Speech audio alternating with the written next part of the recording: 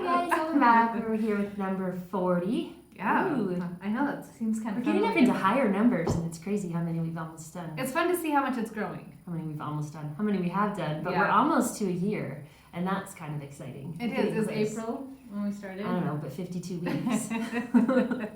We took off a couple weeks. Yeah, I think it was April. Yeah, okay, that's fun. Yeah. All right, so here we go. All right, friends, welcome back to episode number 40. Today we're going to talk to you about consistency over perfection. We're excited about this episode. I love this topic, and I think this is such an important one that everyone, not just homeschool moms, everyone needs to learn and understand about. Yes, because honestly, perfection doesn't exist. Right. Nothing is perfect. Yeah. I'm sorry to burst anybody's bubble. There's a lot of perfectionists that might be listening to this episode, and we want you to know that it's not possible. You may think so, and you may think that you're getting there, but you really will never achieve perfection at all in this life. Oh, that's funny. That almost sounds like a give up, but it's not a Don't give give up. up. Yeah. No, don't give up. But that's why we want to talk about consistency. Yeah. And the importance of consistency, of Yeah. just doing those little small things every single day that you think don't really matter. But like, think of those little habits. Like, you just probably wake up, you brush your teeth. Yeah. Like, you put on deodorant. And you may not think much of it because it's just become a small habit, but like, you have better dental care. Right. And like, you don't have Right. cavities and you don't stink. Or you Yeah, know. I always remember, and this is an example for anything that you're practicing. Like if you just practice one time a week versus 6 times a week, but you do the same amount of time, like 2 hours on one day a week versus, little bits each day, you're not going to really achieve the same results Yeah. as doing it each day as you would in doing one big chunk. So there's that like every day, working through something, and it's going to gradually make you better at it. Yeah. Does that make sense? No, it totally does. So us as moms, I feel like we always think we can achieve or think we have to achieve perfection, especially like religious moms and homeschooling moms, because we have a lot more on our plate or a lot more expectations for us and really high standards typically. I Right? wondered though, do you think part of like social media world has heightened it? Yes, I definitely think so. And I think that's a really hard thing for us now because we scroll Instagram and there's just these beautiful feeds of these women and their perfect homeschool rooms with their hair done and their makeup done Yeah. and they're in the best clothes and you're like, man, their kids, their family, it's perfect Yeah. from the outside. You don't see that 5 minutes before she was scraping off the table to make it clean to Yeah. look perfect, or that her kid was screaming and she made him brush his hair and he didn't want to, or whatever it might be. You don't know what happened behind before or after that picture. But that's all we see is that perfect image. Yes. Well, I always laugh too because we call it the pit, and we have an old home we bought, and so it's the awesome split level Yeah. 70s that I don't know why anybody thought that was a good idea. So we have this pit, and my kids, we put a couch down there and like a TV, and they're supposed to be creating this room for me, and it's ugly. It is ugly. So it's never made any picture because I'm like, ugh. Like people don't show their ugly rooms, and so like I have ugly rooms. I have ugly I have stuff. an ugly room too that never makes pictures. Yeah. Yeah. So it's just kind of funny that, like, I think there was some movie, like the old 80s movies, and they'd go in the basements, and their basements were ugly. And I was like, oh yeah, people have ugly basements. And I was like, oh no, now they have fancy basements. I was like, oh man. Yeah. No, but I think it's really important to just stop that comparison and stop thinking that your world needs to look perfect at every minute, because it's not possible and No, it's not going to. And so just stop that thought first. Just stop it. Yeah. Well, I think too, you start thinking, oh, I have so much to do. And like, okay, well, if I'm going to homeschool, like I have to get ready all the time, and I have to have these beautiful meals, and I have to have these amazing lesson plans. And you just start piling more and more on yourself, and you start feeling so overwhelmed. And when you feel overwhelmed, you usually feel frustrated, like exhausted. You get grumpy with your You're kids. grumpy with them, you're snippy, you are sneaking away to eat chocolate in your closet, right? And then that's when you eventually get to the point where you're like, this isn't even worth it. This is too hard, this is too much, I can't do it. I think I had one of those moments this week. What happened? I just had a really crazy week. It was Yeah. really busy and really full, and there were about 3 days in a row that were just like jam-packed with extra stuff, not our norm, like running people to the airport, dentist appointments, eye appointments, just like boom, boom, boom, everything. And then our youth activity that I had to lead that night, and it was just one thing to the next. And I remember just I don't even know if yesterday or Thursday or what day it was, I was like, why do I have to keep homeschooling even? Like, why can't I just like, you know, those moments come where you're just like, if I didn't have that, everything else would be easier. And it's like the big main thing of my whole life. And of course it would be easier. But those thoughts, trade-off, though. I know it is a trade-off, and I know the benefits, and it's just those nagging thoughts that come at me every once in a while of like, if I could just unload everything, then I could just relax.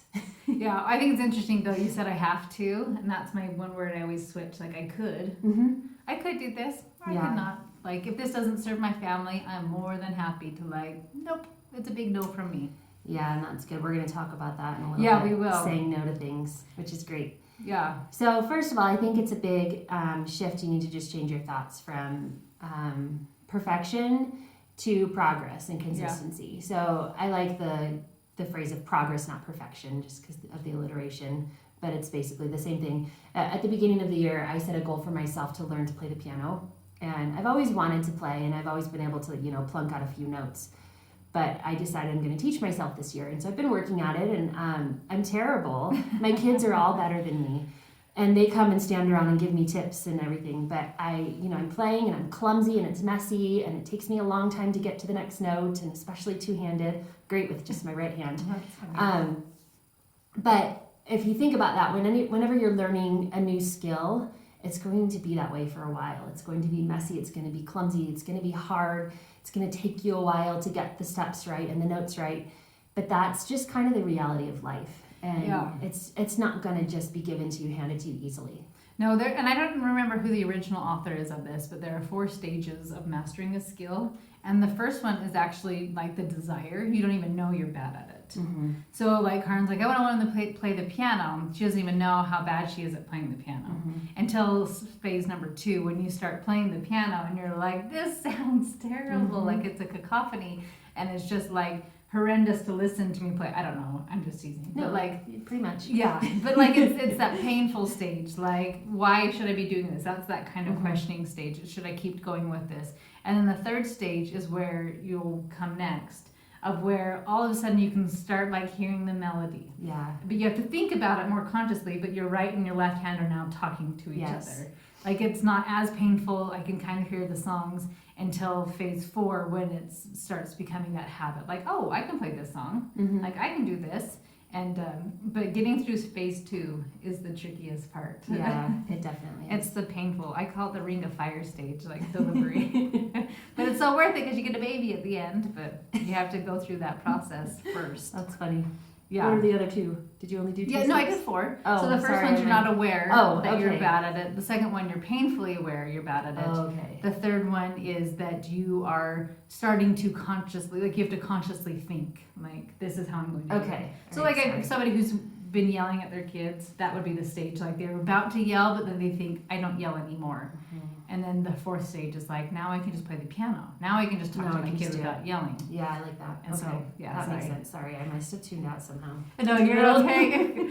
Karen fell asleep while I was talking. All right. And another thing, just kind of along with that, the mistakes that we make in life are really what help us grow and learn the most. Yeah. So when you're failing and when you're doing those things wrong that you think should be perfected by now, it's going to help you grow and learn and step up a little further. Yeah. So I kind of wanted to share some ways to help stay consistent in homeschool. I think a big part is having homeschool hours and making them a priority. So some people we're about 9:30 when we start school. And so about 9:30 to noon, and I won't answer my phone or my door. It's backfired once. My husband needed a ride once, and I won't answer my phone because I'm like, oh, it's school time. I just don't have my phone with me. Oh, okay. I don't keep it by me on purpose because it's just a bad habit to grab your phone and look at it, right? So, yeah, I just won't do those things, and I won't really help people during those hours. Like, those are my school hours, because if you had a job, like homeschooling your kids is your job, and so it wouldn't be like, hey, can you watch my kids while you're working at the bank? And you're like, I can't take your kids while I'm working. So having the homeschool hours and making them a priority. When I first started homeschooling, I actually had 2 other neighbors that homeschooled, and the one did different homeschool hours than I did, so their kids would show up knocking on the door at 10:30 in the morning. Oh, no. So I finally had to make a sign that said, like, school is in, you can come back later. And then while you're in your school hours, decide what is most important. So like Karin said, they had eye doctor appointments this week, saying, okay, we do have a bump in our schedule today because we're going to the eye doctor, but what is most important? Probably scripture study, maybe read aloud. Like these are the things that are the most important. Or maybe Make when sure we those come get back, done make sure those get done so that you're having that consistency with homeschooling. Yeah, that's good. Yeah. And I think it, just having your routine too, you just got like, we do this every day, every day we plug away at this. It may not be great every day. It may be 5 minutes today and 20 minutes tomorrow because of some interruption, but you just kind of, you just consistently follow your routine. And when your kids know that routine, then it's going to help. It really does, because I think I posted a picture once of my perfect life, but no, of my kids. They were like, somebody was practicing the piano, somebody was reading, and it looked a perfect moment for real. Like it looked so awesome. And someone's like, my homeschool never looked like that. But you have to remember, how many years am I in? Yeah. So this has been a lot of habit training of this consistency of this is what we do. And there are those perfect moments. Like I've had those too where I'm like, oh, this is so picture perfect. And it's great to snap a picture to remind you that once in a while those perfect little moments come along. Most of the time it's going to look messy and loud and chaotic and whatever, and that's fine. That's kind of how it's supposed to be. But, there's a beauty to it though. There definitely is. So my husband, you guys have, if you've listened for a while, he's a therapist. And that's like one of our biggest episodes was Rich's. It is. Rich's episode has done really well. I'm glad you guys liked it. It's about teaching kids about sex. We just should reaffirm that. That was an amazing episode. It was a fun one to do with him. So he works obviously with a lot of people who are struggling and who feel like they're not good enough and feel like they're not perfect enough or whatever their struggles may be. And he has a little thing he calls the perfection trap. And he says to think about first, who is it that wants us to think that we're not good enough? And that is Satan. And he tells us that we have to be perfect and without sin and doing everything right and always having it all together. But we never do and we never will. Right. And so we always feel this guilt and this pressure. And he puts that pressure on us and allows us to feel those negative thoughts about ourselves constantly. Now, that mindset of thinking you have to be perfect, it makes us disregard Christ and makes us disregard the atonement, because he is obviously we're going to fall short and we're never going to be perfect in this life, but Christ and his atonement helps us to overcome our inadequacies. And when we just accept that and we turn to Christ with our shortcomings that are going to come, then we will be better, and he's going to just make it all better. He's going to fix it. He's going to save us from those problems and those inadequacies and imperfections. Yeah, well, and he fills in the gap. It's the loaves and the fishes, right? Like you do your best and Christ will fill in the gaps, because you can't teach every subject and you can't cover everything in history. And so you do your best and Christ fills in the gaps. And like, it's beautiful to that's something that I have to do to remind myself, like, I'm just going to do the best, because I think of a lot of these things I learned in my 30s. Yeah. Or I learned in my 20s. Like, why do they need to learn it by 10? Why do they need to learn it by 15, right? And so, like, okay, I'll teach you what I can teach you, and I'm going to love the heck out of you. And that's what I can do, and he's going to fill in the gaps. Yeah, definitely. So I think we're going to kind of end with this last part of how to say no. This is like how to say no to drugs. No, I think this is so great. Do any of you struggle with saying no to things? Because I do. That's been a struggle for me. I'm a people pleaser. Yeah. And I like to just help people. And if they ask me something, I'm like, oh yeah, sure. I can figure out how to make that one work. Yeah. Well, I lose my mind. So this is great. This is good. I don't know if I've always been good at saying no, or if I've just acquired this skill. I've gotten better at it as I've gotten older. Maybe I'm more disagreeable than you, so I'm like, that doesn't work for me. I don't think it's about being disagreeable. I think it's about learning your limits. Yeah, I think that's where it came from, is because I was saying yes, and then I was doing a crappy job at 5 things. Yes. Instead of a really good job at 2. And so, and I think too, it just came with homeschooling, that people think, well, you're home, could you watch my kids? Well, you're home, could you walk my dog? Yeah. Well, you're home, it's like, wait a minute, like, what do you think we're doing all day? Right. Seriously. Sleeping, just pillow fights and tickling on the floor. Eating chocolates all day long on the couch. I'm watching not. soap operas. Soap operas, that would be hilarious. My kids asked what a soap opera was this other day. I'm like, trash. I it's never trash, watched baby. one, so I don't know really. So this is kind of my 6 steps of saying no. So the first step is never commit to something on the spot. So if the beautiful Karen calls me and says, Meg, can you watch Millie? Can Millie come to your house, our cute little 5-year-old, 5? From 9 to 12. From 9 to 12, can Millie come play at your house with your kids? And so always give yourself time to answer this, because Karen is my friend, and I may be like, oh, well, she could play with my kids. Maybe she'll sit there. I want to help her. So let me look at my calendar and I'll get back to you. You do not have to answer right away. If they want an answer right then you can just say no, because I have to check my calendar. So then number 2, if you are available, but you feel like this is going to push me over the edge. So let's say Millie just is like super quiet and would just want to sit there with my kids, and I'd be like, well, you know what, that actually wouldn't be too bad. But if like, oh no, Millie's going to be swinging from the chandelier and like chasing the dog. That's more likely. Yeah. Then if it's going to push you over the edge, you are just, it's no. But if you're like, well, maybe this could work, then you check your motivation. So if I'm like, this could work, but am I only saying yes because I am afraid to say no? And I just feel obligated to say yes. So if it's just out of fear or obligation, guess what? It's a no, like just no. So and then you go to the next one. If you have time, the energy, you have to ask yourself, could I lovingly do this? Okay, this is a one-time thing. Karen doesn't ask me all the time. Millie, I love her. She's adorable. We could actually do a nature study with her, because that would be really great for her. Could I lovingly do this? Then I would call her back and say yes. But if I'm like, you know what? I do have time and the energy, but I don't want her at my house. Just plain and simple. I don't want another kid. Yeah.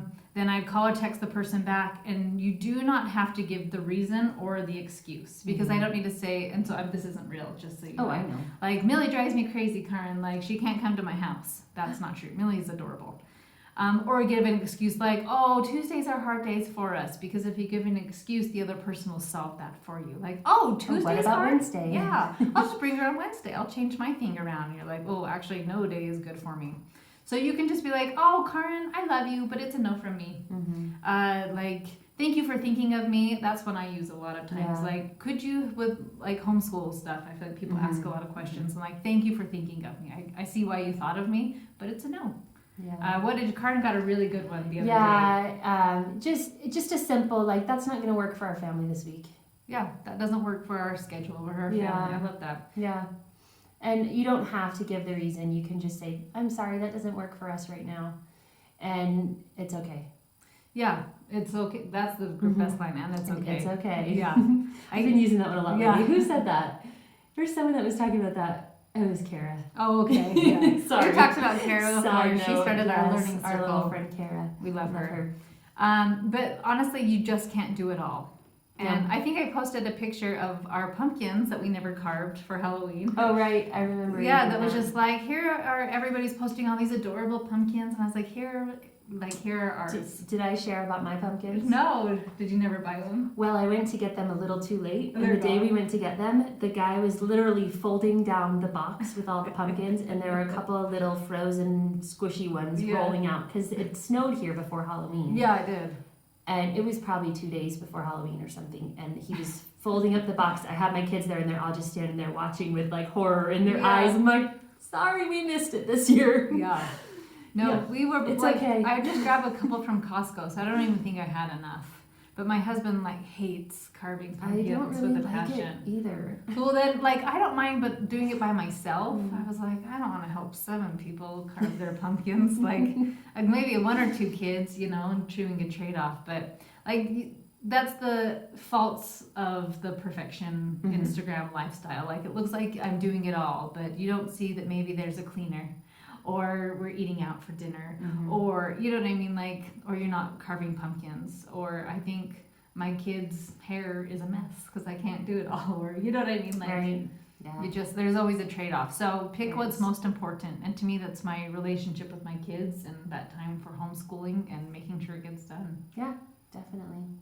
So ladies, don't think that you have to be perfect, because it's not going to happen. Yeah. You do your best and you do you, and don't stress about what the other people that you see are doing and think that they're perfect. They're Yeah, not because either. they're not either. Mhm. And they may have a different skill mastered than you do. Mhm. I think my sister does this really good job at keeping a beautiful home. Mm.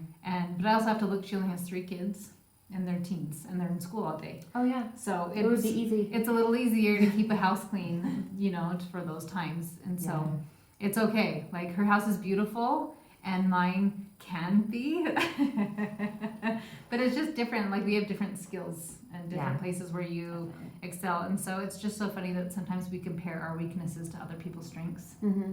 because it doesn't serve Or us. comparing, what's the phrase of comparing your today to somebody else's? What is that? It's Jordan Peterson. Yeah, it's don't compare yourself to who someone else is today. Compare yourself to who you were yesterday. Yes, that's the one. Thank you. Yeah. That's a good one. It's from Jordan Peterson's book, 12 Rules for Life. Yeah, that's a good book. It's a really great book. So anyway, Thanks I for hope tuning in today. Yes, I just hope this leaves you feeling like, oh, I got this. Yeah. If I just read scriptures with my kids today, good enough. Like, Good. love your babies and just do your best. Yeah. All right. Have a good one, ladies. We'll talk to you later. See you guys. Bye.